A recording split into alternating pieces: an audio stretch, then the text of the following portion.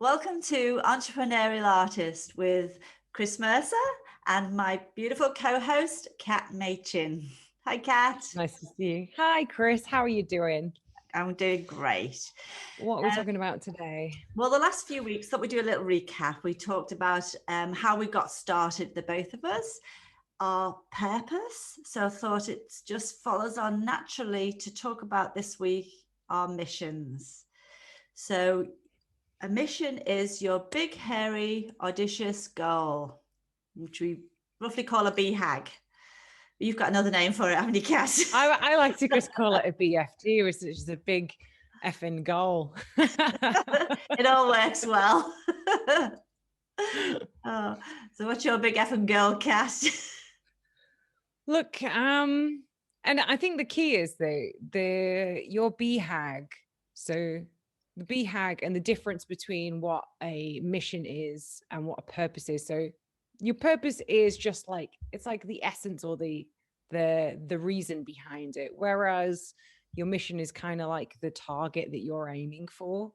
And we usually set it out to be 10 years, and the reason is that you can fail and fail again, and you've still got time in order to complete it. Yeah. And I think it's because the key is it's got to be big. That is Yeah, a good, it's got to scare you a little bit, hasn't it? Has to. Yeah. So mine, Chris, is lifting 1 billion people out of overwhelm and the mundane by immersing them in the universe by 2030. And it's funny because it's big, but you know, like the devil's in the detail. I feel like it needs a little spruced up rewriting, but that's okay. And mine comes with a bunch of other sub things that goes under that. So, you know, it's to be the number one. I put be the number one in the universe for space art. Universe. Yeah, gonna beat all those aliens at space art. Yeah, I'll get them. You know, to have an amazing talent family of 50 people, that we show the stars to billions of people, of course, that we're featured in the biggest museums in the universe. We're mentoring many more artists, astronauts, astrophotographers, and science communicators. And we're spearheading the light pollution lobbying with the government to reduce light pollution by 50% worldwide. So those are our that's our BHAGs. I mean, there's multifaceted. Yeah. I suppose like a main thing is like when we're looking at the BHAG as well, it's to be clear that we're not even looking at the how we're going to do it just yet. Because that will just was in our tracks, wouldn't it? You know, that is so interesting because of course, like your brain is just amazing at working stuff out, and even stuff that seems physically impossible. But your brain can never start processing how to achieve it if you don't set it the task. And that's what I kind of like about it. You know, and actually now reading back my mission, I realized that I've done something incorrect that I need to fix, which is I haven't written it as if it's already done, which is something really important about it. Because even just thinking about it, mindset works so much better. I read this amazing quote, and it basically said like, and it's from a book about like drive and focus, and the guy said, look, it's one thing to say, you know, I'm going to quit smoking, and then a whole other different thing to say I am not a smoker. And the idea is that when you talk about things like they've already done, or you know, they've already been achieved, it really embeds it as part of who you are and what you stand for. And it is better at drive, you know, and as far when it comes to motivation, because this whole point is to create motivation, is that when you start to really focus on it every single day, like it's already done, you start to believe it. Because I think a lot of people give up before they start trying. Yeah. And that's what we touched on last week, was the mindset of actually thinking of yourself as an artist, as a business. And this is the same thing again, isn't it? It's that mindset of like, you know, you can achieve it. And the thought process that when you've got this mission or goal, the universe will conspire to help you along your path. Yeah, 100%. Yeah. And I think that, you know, you can run 1 million miles an hour in your business, but if you don't know where your you're going, you don't have a target, Yeah. then you're never gonna, yeah, it's Yeah. you're um there was that, oh gosh, I can't remember the guy that did the book. um oh gosh, I can't think of Up anything to more you. names, gone blank.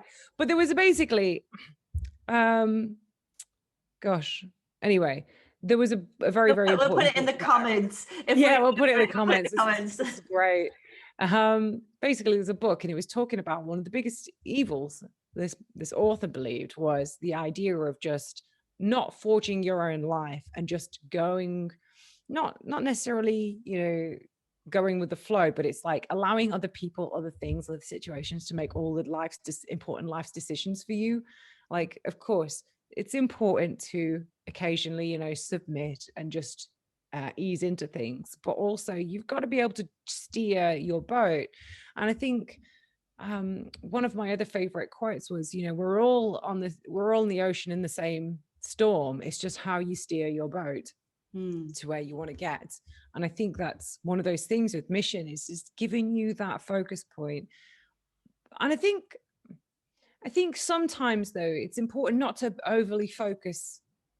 Like, you've got to have it in your mind, but not to allow it to become too overwhelming, because ultimately you still have to focus on the step by steps. But every now and then you've got to look up and just check you're pointing in the right direction.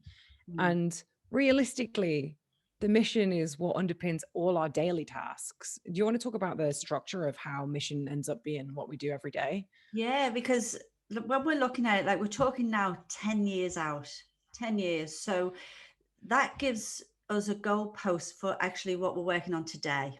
So 10 years, you might want to, you've got your billion number. How's that going to work out for today? So Mm, yours is like so huge. I'll do it on mine because maybe people can relate a little bit more to maybe the numbers. So my mission is to spread yeah, spread joy to 10,000 environments by 2031, creating an income of 200K by doing what I love. So say in 10 years, I want to earn 200K. It's not massive like yours, Kat, but like, and that's the thing as well. You choose what is right for you and where you're at in your cycle in your life, what will make you mm, happy. Just because somebody else has chosen like another goal, that doesn't mean that, you have to reach those stars as well. Your stars are in a different direction. So that's 200,000 or 10,000 environments. So I can now divide that by the 10 years and know that I've got a target of 1,000 people a year that I want to get into their homes and their environments and create joy for them. So how am I going to do that? That's when you can get to the how, because I already know my number. And then for me, it's like, I don't want to paint 1,000 paintings unless they're all worth, because then it goes down to, okay, if I just want to paint, then how many paintings do I want to paint? Then I can work out how much they would need to be for me to mm. reach my numbers. Is that making sense, Kat? Yeah, it does. Yeah. And I think it is the way you eat an elephant is one bite at a Mhm. time, Yeah. as they say, and it's about breaking it down. So from mission into priorities that you want to work on, and those priorities are for your entire year. And then you break those priorities into things that you're working on in an individual week, and then daily tasks, and if you need to, break it down into steps, like things Yeah. you do Which minute to minute. we will do things on the planning, because that's Mm, another important stage, isn't it? But yeah. the mission is the start of it. So say now with me, that painting I have in my mind that I might like to do one big painting a month. That's 52 paintings. So it's like, well, Mm, how much do I need to sell that for to make my 200K? And if yeah. that's like not going to be possible, what else can I do? You know, do I go into products? Do I go into prints? So there's lots of other things that I can bring in to reach those people and make those happy environments. So breaking down my mission so much gives me the opportunity then to look at, well, how am I going to make that? Makes So sense. there's two main parts of a mission. It's the when, with, who, and what. And then we put the financial numbers behind it. So when are we going to do it? With what? Who are we going to do it with? And then put some numbers behind it so we can actually track. So we call these smart goals. So when we'll do everything, you know, when we do our planning, our, not so much our purpose, but definitely with the mission, it has to be a SMART goal, which is specific, measurable, achievable, realistic, and time-based. If we don't have them in it, then it's not going to be trackable for us. We're not going to be able to see how we're going. Yeah. Make all sense to my explaining that? It does. It's very good. So good question. Like, how do people derive their goals? How do you derive your goal? I mean, obviously you've got the different segments, but is there a process you go to find your goal, or is it just a case of sitting down and working it out and writing lots of different things? How do you do yours, Chris? Basically, I'd want to see what lifestyle I want. Right. So, we've just sold a business. My husband's retired. So it's like, I don't want a lifestyle where I'm spending all of my time painting. My lifestyle is travel. It's adventure. It's painting. It's doing the podcast. It's a lot of things. So it's maybe even looking at, firstly, what's your ideal day? What would your ideal day look like? I love that. I basically did something that's similar, but it was like, I do like a visioning process, which in effect is just another way of saying I sit there and daydream. And the whole point is that you've got to make it so that it's a point where when you kind of see it in your mind's eye, that it sort of gives you goosebumps all over, because it feels wild. And it's usually the thing that people go, oh, that would be so amazing if, you know, the thing that almost takes your breath away, and you go, oh no, but that's not for me. Or, you know what I mean? I could never do that. Yeah. Just pause before you say you can never do that, and snatch that one. Obviously, you know, it can't be too wild, as in like something that's physically impossible. Like, I want to learn how to fly without wings. But that's part of the realistic thing. Part of the realistic. Part of your smart goal. But also, I think that what some people think is realistic is probably underplaying themselves as well. So I think that's another thing to just consider, is that it's like, has anyone else ever done this? Because I think at this point, most people would have done something. Yeah. Or could, you know, is it absolutely impossible for another person to do this? Or if I was the most ideal version of me, would it be impossible? And if you can ask those questions, like sometimes I like to, if you're feeling a little bad, not bad about yourself, but if you're often one person that underplays yourself, I often think like, I know this sounds gonna sound crazy, but I talk about Robot Cat. The reason being is because I'm detached from Robot Cat, so I don't really put my own like scared emotions or whatever. I go, all right, could Robot Cat do that? Probably. So then it goes to my list. That sounds silly, but it's just a way to detach. It doesn't have to be a robot. It could just be like you in another universe, or it could be a different person, or whatever it is. Ask yourself, well, is it really impossible? And I think that's one of the good things about allowing your imagination to run wild. Don't try and tame it too much. Just allow it to spin out and enjoy the process. Like, you know, it's something that I don't think enough adults spend time doing, is just allowing their imagination to run wild and to sort of see. And you know what, the other thing that I would like to mention is that sometimes, and I think I mentioned it in the very first episode about our origin story, which was basically sometimes when you get a pang of jealousy, and I know this is probably not the nicest thing to say, but it's because maybe there's an aspect of that you actually want for yourself. You know, when you look at something and you go, oh, you know, what a bee or whatever, Yeah. think about, well, what is it that's, is there something there that actually you feel like you want for yourself? And hey, look, any marker is a good marker. If it's giving you awareness around something that you actually want in your life, obviously on the basis that it's not hurting anyone and it's not doing any damage, and it's not impossible, then go for it. Like I often use those moments. I take mental notes when I see something and I just feel that little bit like, oh, come up inside me. I'm like, okay, I'm taking note of that, because Yeah. that's actually something I want for me. Yeah. I love that one. I really love that one, because jealousy, people think of it as such a negative thing. But like, if you could trigger that when you feel it, it's like, oh, I actually want to do that. I love it. Yeah. I love it. It's just a total different spin on it, isn't it? Yeah, for sure. Yeah. Yeah. So, what are your top three things when it comes to mission, Chris? Well, first of all, it's the SMART goals. So it Mm. has to be smart. You have to be specific. Be very, very clear on what you want. Can I tell you something, Chris? Can I Go for interrupt you, it. Chris, about this? This is a good story. All right. Okay. So, um, at one point I had the SMART goal that I wanted to make $1.3 million, right? Within a certain period of time. Anyway, I was in Jamaica and getting money out, and I got my little receipt out of the thing, and it came out and it said $1.3 million.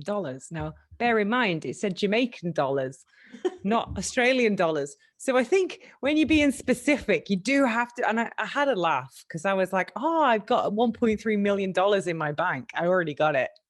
But of course, it's Jamaican dollars, which, Wrong currency. yeah, There you I go. was like, Well, wow, I'm there's a millionaire. a great example of specific. Measurable. So you must be able to measure how you're going, because if you're not measuring how you're going, how do you know if you're on track? And there'll be many times that you probably need to divert, get back on track. So Yep. measurable, achievable. If you set a goal which you think is huge and you're thinking, that's great, I've set a huge goal because this is what I'm supposed to do, but you don't really think it's achievable, that's just not going to happen. It's not going to Mm. happen. You have to know that it's achievable, and maybe bring your robot cat in and Yep. sort of, could Robo Cat do this? Get your own robot person. Because as you said as well, if somebody else has done it, it's definitely achievable. It's Mm. definitely realistic. That's the same again. It has to be realistic. But I love the point that you made. Sometimes we underplay things just to be safe, because we don't want to fail. Failures, like, No. people have as not a good, connotation as failure, but failure is just lessons. We're just learning stuff all the time. So be realistic, but go for gold. And Oh. do you know as well that most people will overestimate what they can do in a year, but underestimate what they can do in 10 years? And this is Hmm. as well why we set the goal for 10 years, because you'll many times, after the first year, you might be throwing your hands up and thinking, there's no way I'm ever going to reach this goal. But Oh, it Chris, gives you 9 more years to get it right. how many times, Chris? Like, there's so many times that I've personally felt, and I'm sure you might have felt like, oh God, this is not moving I would never move forward fast fast enough. enough. It's Never. Cat, it's called the entrepreneurial curse. Just Like, never. faster, faster, faster. Like, yeah. Yeah, yeah. And timely. So, things have to be the right timing for you as well. Mm.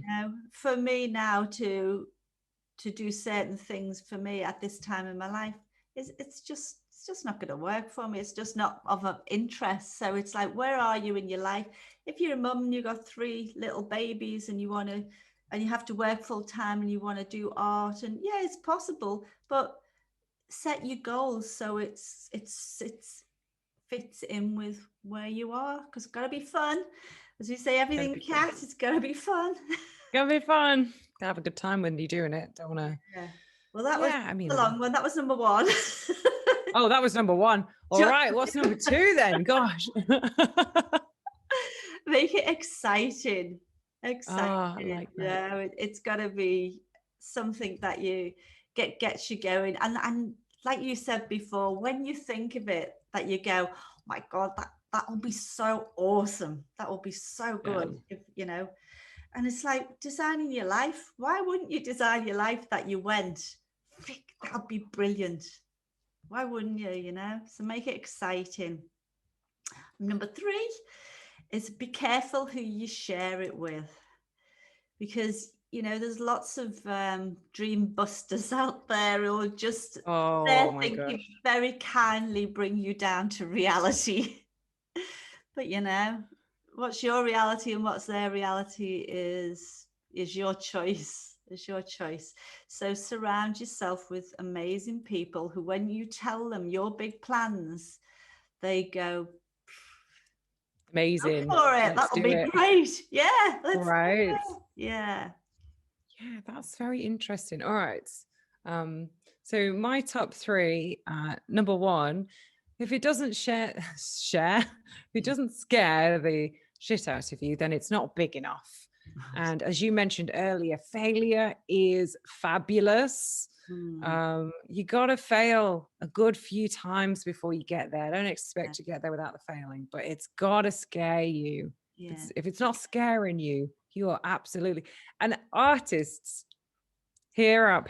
If the price that you're selling your artwork at doesn't scare you or make you feel uncomfortable, also you're not selling for high enough. It should make you feel a little uncomfortable when you say those prices, and that is totally okay. Number two, look, again, it's something that you've already said, but the reason why your mission is 10 years is so you can fail and have another go over and over again. And I just think that's so important. But also, like, sometimes, like, take an example for my Instagram account. I've had that thing for years, and it was plodding along at 1,000, 2,000, 5,000, 10,000, and then it jumped to 20 and then 30, and then it sat there for a while. But then literally there was just a moment, and it shot up to 150, 160. I don't know, we're 165 or something right now. And the thing is that it looks like it's a graduation, but actually it was like plateaued, and then it Mm, peaks. And I think what happens is people quit before they get their moment. And mm, that's why it's good to be 10 years, have this 10-year mission. Even if at year 8 you're not hitting it, honestly, year 9, year 10, you may well do it. So yes. don't give up before you've given it due course. Um, and number 3 is don't downplay to fit in. It's funny how all of our stuff's almost the same, Chris. Yeah. It's not meant to sound good to other people outside of your organization or outside of your social group. Don't do it to sound good to them. Do it that inspires you. If it sets you on fire, that is how you do it. Mm, Again, don't downplay yourself to fit in. It is the worst thing you can do. Underselling yourself massively.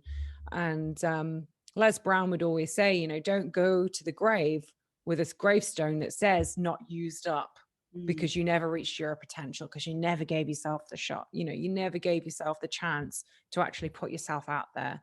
And yeah, and I think if I can have a sneaky fourth, it's not written down, but it's okay to take time to get it right. I still am working on my mission, like God knows how many years in, and that's okay. yeah. Um, my purpose is almost rock solid, but the mission, once I found it, that is, once I found my purpose, it was rock solid. My mission, though, it's sort of swaying a little bit, and that's totally okay. That's absolutely fine. And I think it's one of those things that does take time to get right. And as you grow as a person, as an artist, as a business person, what you kind of want out of life does also change. And I think as you get closer to completing your mission, it's like you've got a new vantage point, Mm, and and you can set something new, bigger, yeah. further away. Yeah. Yeah. And maybe how more confident that you get in yourself and as an artist as well. And maybe you Yeah. look at it and think, I can do more than that. I can do bigger than that. You know? Right. That's absolutely true. Yeah, for Yeah. sure. Yeah.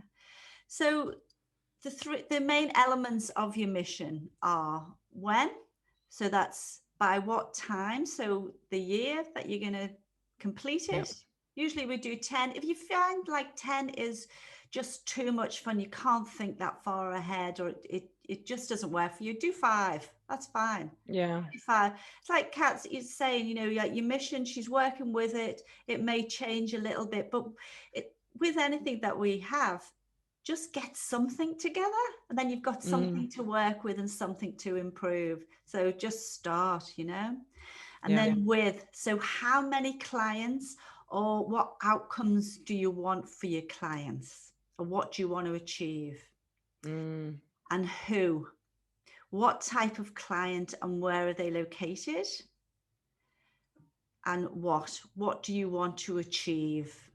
So this usually aligns with your purpose as well. So mine's like to bring joy. Kat's is to enlighten people about the universe and the stars. So that little bit will be in your mission as well. And it's the same as the purpose. This is not marketing. This is so personal for you to yeah. check in and see where you want to go with all of this.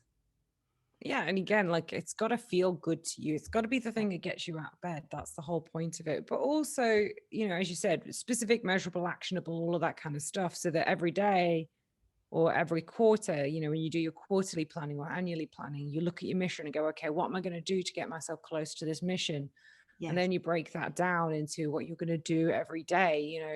Yeah. I everything I do on a day-to-day basis derives from a piece of something that is related to this mission. Like Mm. it all trickles down. And I think that's really important. So that you don't feel like, spending years and years doing something that's unrelated to the mission and it's just taking up a lot of time and not getting to you to where you actually want to be. Yeah. It's like a funnel, isn't it? Like your purpose and your Mm, mission, and then your goals and your planning, they all stem from your purpose and your mission. And Kat's got absolutely. a team as well. So you use your team with your purpose and your mission with your team. Yeah, well, we actually wrote it all together, and that's what's interesting. Like, obviously, I spoke to my team about what we're doing and why I want to do it, but they actually ended up helping. We like all came together to write the purpose, and we all came together to write um, the mission. In fact, I'll be honest, they were a bit overzealous. They were like, we're gonna have a team of 5,000, and I was like, guys, I don't know if we need 5,000. We probably could do it with 50. 5,000. All right. Well, so it has like, and I was like, guys, that's that means that we need to have like a $500 billion company. No, I'm joking. Yeah.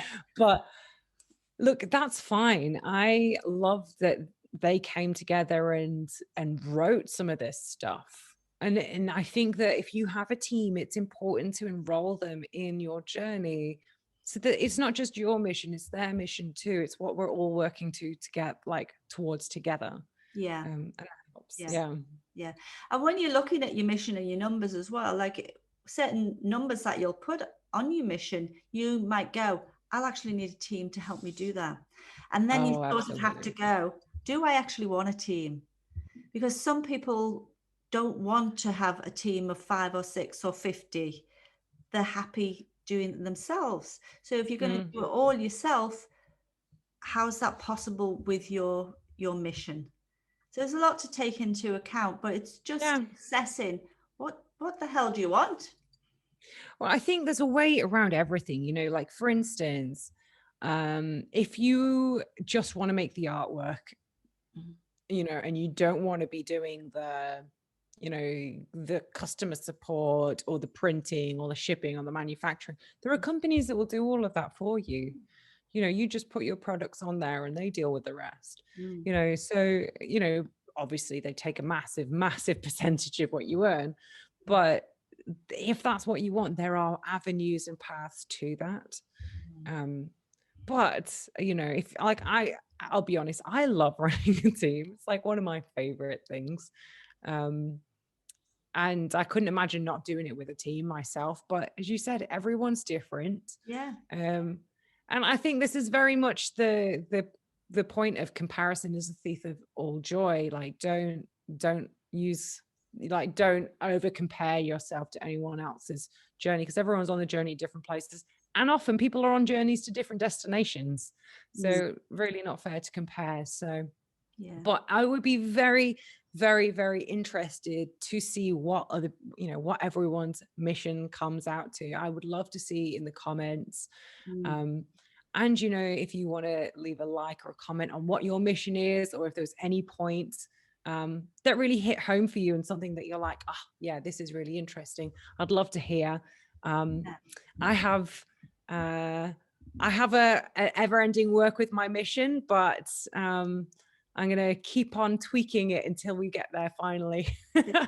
And if you put them in the comments and you want us to help tweak them for you, would love to help you. Absolutely. So that's all from myself and Chris this week. We will be back next week when we will be talking about values. And I'm very excited about this because we just did a values session with the team. Obviously, if you haven't heard our previous episodes, they are foundational. This whole beginning point is all the foundations. So do go back and check them out. And I will catch up with you all next week. See you, Chris. See ya.